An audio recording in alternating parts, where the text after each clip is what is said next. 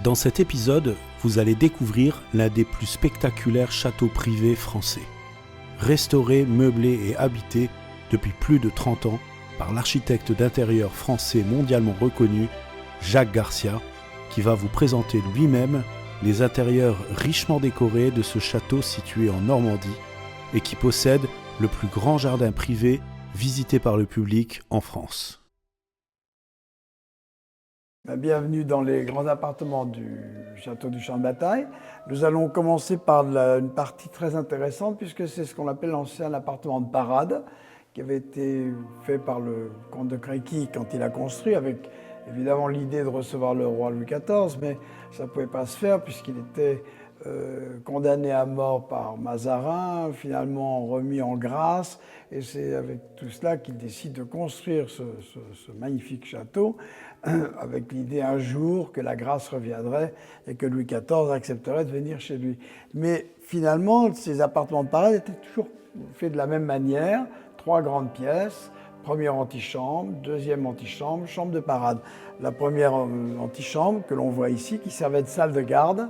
Alors on y voit un grand décor, évidemment, qui nous fait penser au décor qu'on peut voir dans les grandes maisons parisiennes ou Versailles ou Fontainebleau, de ce genre, avec un très beau plafond du XVIIe siècle, et puis un ensemble d'objets qui, pour partie, ont appartenu à la famille royale. Alors, à l'époque de Louis XIV, pour ne citer que 2-3 choses, vous avez ici un très beau siège en bois doré avec les armes de France. Et c'est un siège qui est aux armes de Philippe V, petit-fils de Louis XIV, qui sera utilisé pendant le court moment où Philippe V, roi d'Espagne, habitera les grands appartements de Versailles en attendant de partir à Madrid. Et puis, de la même manière, on voit 2 autres sièges intéressants qui évoquent bien ces sièges très riches au XVIIe siècle, qui étaient des trônes en quelque sorte, puisqu'ils n'étaient pas très nombreux. Il faut savoir qu'à la cour de France, seuls les princes et le roi avaient droit à un fauteuil. Les autres étaient sur des ployants ou des tabourets, comme on peut le voir ici. Alors vous avez là un très beau siège qui aurait pu appartenir à Marie-Thérèse, ou en tous les cas une des femmes de la famille royale, peut-être la duchesse de Bourgogne, peut-être des personnages proches du roi. En l'occurrence, on y voit des fleurs de lys au naturel, des feuilles de lys, et ici des fleurs de lys sculptées. Et pour montrer l'appartenance à une femme, au centre des fleurs de lys, on peut voir un collier de perles, que vous voyez là, pour bien montrer que c'est un siège qui appartient à une femme. Et puis ici, un autre siège du même genre, qui a appartenu au grand dauphin, fils de Louis XIV. Donc vous avez 3 générations, la mère, le fils, et comme je vous ai dit, le petit-fils de Louis XIV. Alors dans cette pièce, évidemment, il y a beaucoup d'objets de la même époque. Le goût de l'époque, c'est le porphyre. Alors le porphyre qui rappelle la Rome antique. Et c'est pour ça que vous trouvez ici donc un beau buste qui provient des collections de Mazarin, qui est celui qui est à droite. Tout un ensemble d'objets de porphyre sur la console. Puis un autre buste en porphyre. C'était ces choses très en vogue dans les grands appartements à Versailles ou à Fontainebleau au XVIIe siècle. Alors on va passer dans la pièce suivante, qui est une pièce où il y a de belles boiseries d'époque Louis XV. Donc on progresse un peu dans les styles. Vous avez des belles boiseries d'époque Louis XV, de Verberck. Vous en avez un bel exemple sur le trumeau de la cheminée. Verberck, c'est le grand sculpteur qui travaillera à Versailles énormément. Et dans cette pièce, beaucoup des meubles, c'est une atmosphère plus, on va dire, plus confortable, plus conviviale. Et dans cette pièce, on y voit beaucoup de sièges et d'objets qui ont, pour partie, appartenu à Madame de Pompadour, entre autres ces très beaux sièges, ce grand canapé, cette table qui est tout à fait dans un goût nouveau, puisque le règne de Louis XV commence à évoluer à la fin, et pour aller vers le style Louis XVI. On y voit d'ailleurs ici un bel exemple de ce goût nouveau qu'on appellera le goût à la grecque. Alors quelque chose qui évidemment a un peu disparu, c'est ce monde des accrochages, avec sur ce grand mur un accrochage de tableaux à touche-touche. Vous avez, donc, les murs sont pratiquement couverts, Évidemment, à l'époque, on avait ce goût-là, on avait le goût de la collectionnite, en quelque sorte. Et puis là, c'est pas mal de tableaux, dont certains qui représentent des personnages de la famille royale, entre autres ici, le roi Louis XV, jeune, bébé, dans les bras de sa nourrice. Alors, un siège typique du XVIIIe siècle à la cour de France sont les ployants. Donc, vous en avez un bel exemple ici, avec ce ployant qui, pareil, a appartenu à la fille de Louis XV, qui deviendra duchesse de Parme, qui était faite par Folliot. Et c'est ce que l'on voyait typiquement dans les grands appartements de parade, puisqu'il y avait, comme je l'ai dit, très peu de fauteuils, mais pratiquement que des ployants et des tabourets, réservés aux personnages les plus importants, les ducs, les princes, etc. Alors là, nous allons maintenant rentrer dans un petit cabinet avec des objets un peu précieux, puisque ce sont des objets du Japon, qu'on appelle imari, et ce sont des objets intéressants parce qu'ils sont tous des montures en argent, du début du XVIIIe siècle, dans les années 1715-1722. C'était très en vogue à l'époque, extrêmement cher, puis pour une raison simple, c'est que c'était le goût de l'exotisme. Ces objets venaient de loin. Comme vous le savez, il y avait beaucoup de pirates, donc les bateaux étaient souvent coulés et peu d'objets arrivaient en très bon état. Alors nous rentrons maintenant dans la troisième pièce du grand appartement, la chambre de parade, à nouveau avec ses belles boiseries, comme vous pouvez voir sur le mur, toujours de Verberg. À nouveau un très beau tapis de la Savonnerie, qui vient de la série des fameux 93 tapis, tissés pour la Galerie du Louvre, et puis qui seront placés par Louis XIV un peu dans toutes les résidences, Versailles, Fontainebleau, etc. Et dans cette pièce, on évoque assez bien, à nouveau avec les ployants, et puis la balustrade, qui était sacrée pour l'éventuelle venue d'un prince ou du roi, puisqu'il y avait le monde du sacré derrière la balustrade et le monde du courant qui était devant la balustrade. Et dans cette pièce, au fond, un très beau lit en broderie, brodé de personnages de la Chine et de pagodes, qui date du début du XVIIIe siècle. Et de chaque côté du lit, une paire de cabinets.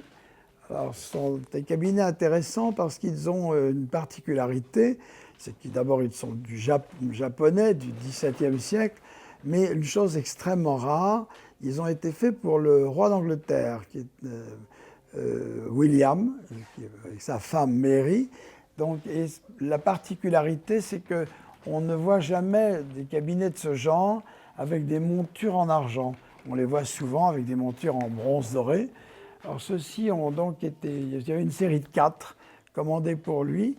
Et il fera faire, quand ça arrivera chez lui, ou en Hollande ou en Angleterre, une clé à son chiffre. Alors vous voyez, l'intérieur est très, très exceptionnel. Et puis il fera faire une clé avec son chiffre, William et Mary.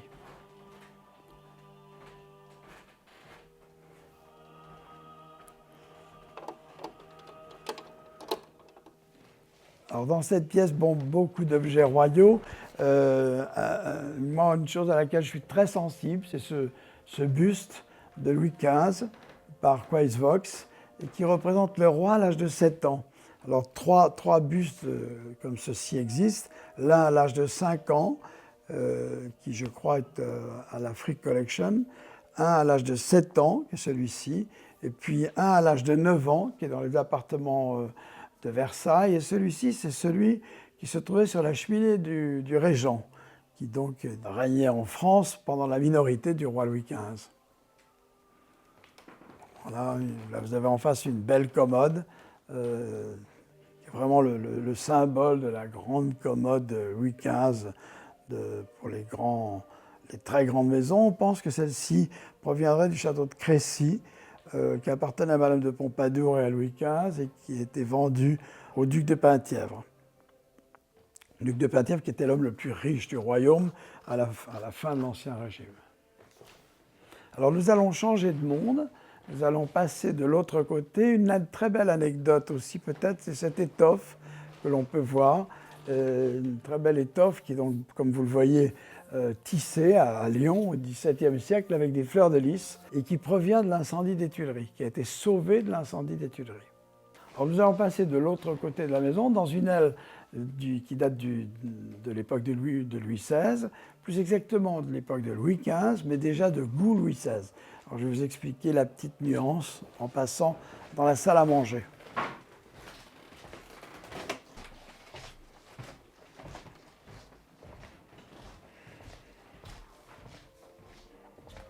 Alors là, on est donc au centre de la maison, on est dans le grand escalier qui aurait été refait par Gabriel, justement à la fin du règne de Louis XV, un peu contemporain de Trianon, à peu près à la même époque, 1765, et puis cette grande salle à manger, d'esprit très néoclassique,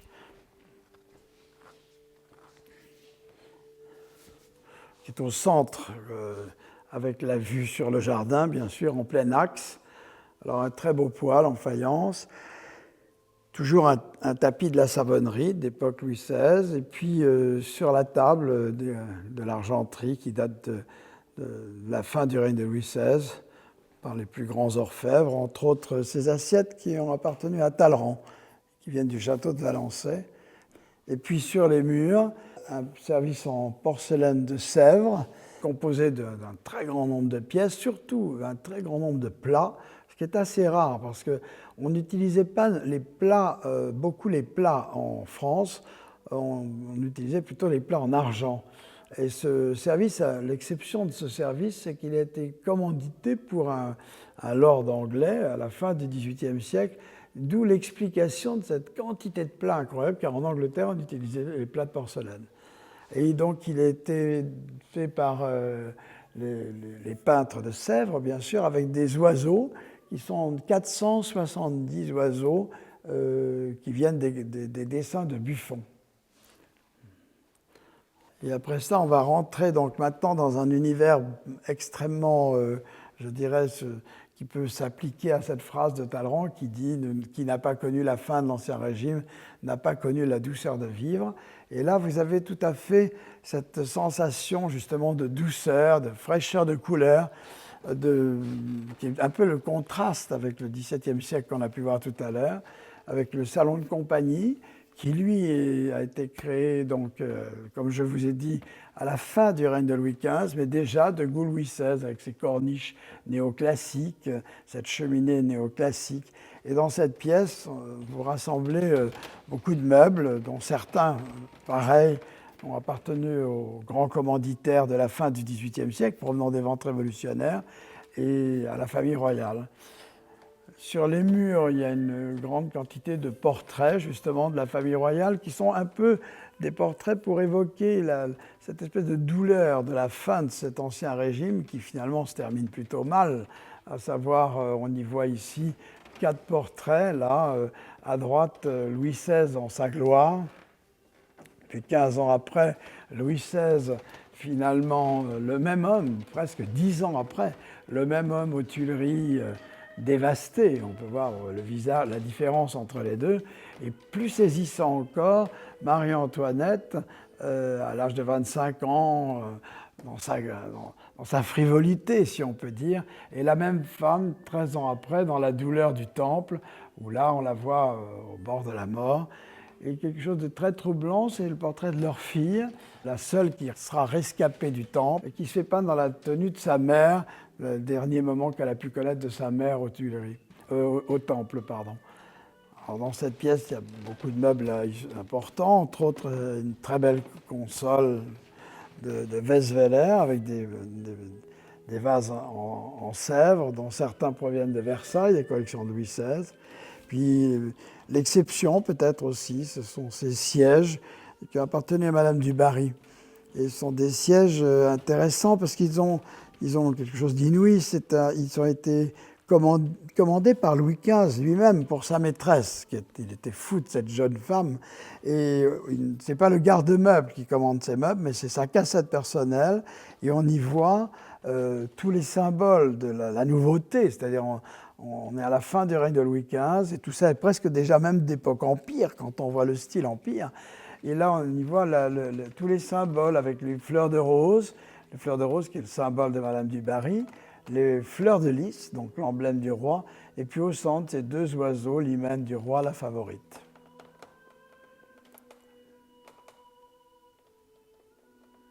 Alors beaucoup de sèvres dans cette pièce, entre autres ces grands vases, qui sont des vases très importants, commandités par Louis XVI pour le musée du Louvre, qui ne sont jamais livrés au musée du Louvre, vendus à la Révolution, au roi d'Espagne, et qui ensuite vendus par le roi d'Espagne à un grand lord anglais, le Lord Hamilton.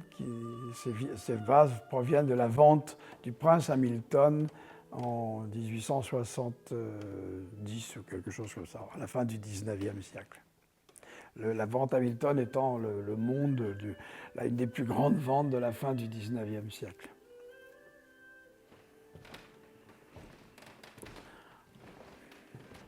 Et puis on arrive dans la dernière pièce de la visite, avec on va dire presque le salon de famille, on pourrait appeler ça comme ça, une pièce plus confortable, avec beaucoup d'objets royaux là aussi, entre autres le paravent qui vient de la chambre de Marie-Antoinette à Fontainebleau, ainsi qu'une très belle série de sièges de Jacob pour son cabinet turc dans la même maison. On a vraiment la notion d'un confort familial presque, déjà comme on pourra le vivre au XIXe siècle. Alors là, nous nous trouvons donc à nouveau dans la salle à manger, qui est la pièce d'axe sur la maison, qui a la plus belle vue sur le jardin, bien évidemment. Il faut savoir que ces jardins au XVIIe siècle étaient faits pour être vus de l'étage. On y créait des dentelles, c'est donc le cas pour le champ de bataille. Et les dentelles permettaient d'être vues à l'étage, parce que du rez-de-chaussée, on n'y voit pas grand-chose. Et là, vous en avez une belle évocation, surtout une chose qui est devenue extrêmement rare, c'est-à-dire une dentelle de buis, puisque, comme vous le savez, il y a une maladie qui a malheureusement ravagé les trois quarts des grandes propriétés françaises. Celle-ci est certainement aujourd'hui la mieux préservée. On a eu énormément de mal à soigner ces buis, à permettre qu'ils perdurent. Et puis cette grande perspective, comme vous pouvez le voir, qui s'étale sur 1,5 km pour mener au grand canal qui est au fond. Je crois que vous allez en faire la visite avec François, le chef jardinier, qui, comme vous pouvez le voir, est un génie, je dirais, de la tenue, puisque, évidemment, une telle taille de jardin, nous ne sommes pas dans un jardin comme ailleurs, vous êtes dans le plus grand jardin privé visité par le public en France. Alors, je ne dis pas que le plus beau, c'est autre chose, mais c'est en tous les cas le plus grand. Et tenir grand, c'est extrêmement compliqué. C'est beaucoup plus simple de tenir petit, très sophistiqué, mais tenir déjà sophistiqué et très grand, c'est un travail considérable. Je pense que là, vous allez en avoir, en tous les cas, pendant la visite, l'évocation.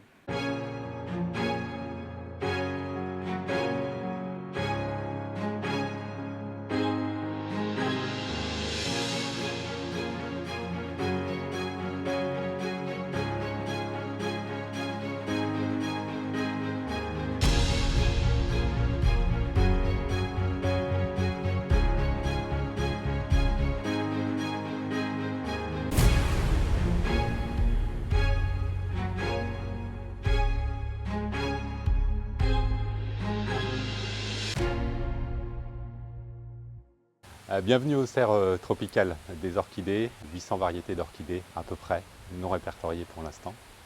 Ça arrivera très bientôt, couplé à une merveilleuse serre de fougères arborescentes, Dicksonia antarctica. Je vous emmène pour une petite visite.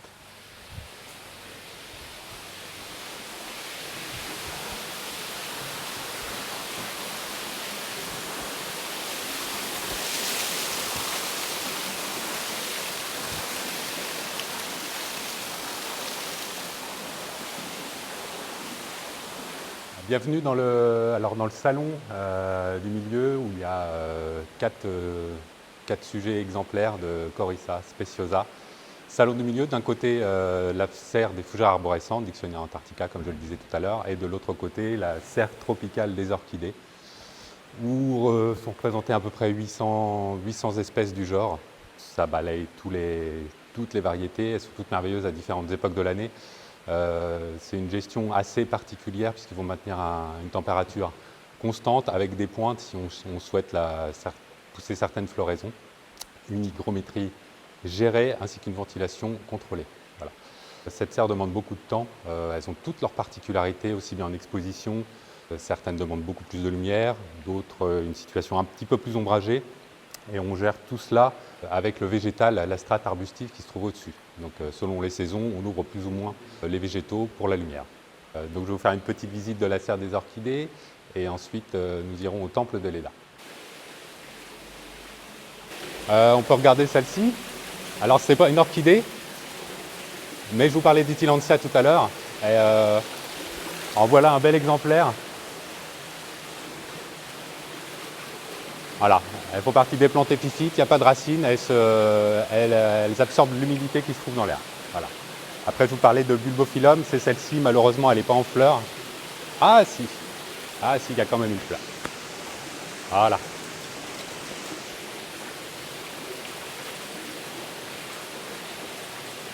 Bulbophyllum echinolabium, voilà, magnifique, une de mes préférées.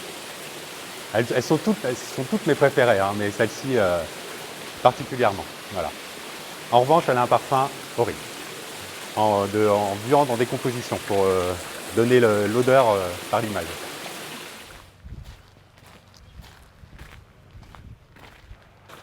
Voilà un des jardins du château du Champ de Bataille. Je dis un des jardins parce qu'on peut en compter une vingtaine à peu près, notamment le temple de Leda, bordé par un canal, quelques fruitiers, pommiers, poiriers en pot, 400 rosiers André le Nôtre, ceinturés par des haies de charmille et quelques vignes pour retrouver le côté un petit peu italien. Le temple de Leda, si on poursuit la visite, on rentre dans le jardin italien. Juste à sa droite se trouve le petit théâtre de verdure, un de mes endroits préférés du parc. Des gradines de buis très antiques où on peut s'autoriser toute folie, toute représentation, tout spectacle. Enfin, on peut imaginer énormément de choses. Ça, c'est pour toute la première partie du jardin qui se trouve à gauche du château. En face du château, comme dans tout type de château, se trouve l'axe central avec de part et d'autre les 2 dentelles de buis, 5 km de buis à tailler une fois par an, ceinturés par 3000 vivaces et bulbes, floraison qui s'étale de fin avril jusqu'à octobre-novembre. Donc on a bien travaillé sur la palette végétale, sur cette partie-là. De chaque côté des dentelles de buis se trouvent 2 bosquets, le paradis et l'enfer. Les dentelles de buis, les 2 bosquets de part et d'autre sont attribués à un dessin d'André le Nôtre. En poursuivant la visite, vous avez l'axe central, la partie un petit peu plus masculine du parc, je dirais, avec les contreforts d'ifs taillés en cubes. Dans chaque contrefort se trouvent 1300 lavandes en floraison estivale, bleu. On a choisi cette teinte-là pour contraster avec le vert profond de l'if. Tout au bout se trouvent les grandes cascades du parc. Et juste après se trouve le grand canal de 500 mètres de long, 30 mètres de large, qui nous sert notamment à arroser le parc en pleine saison.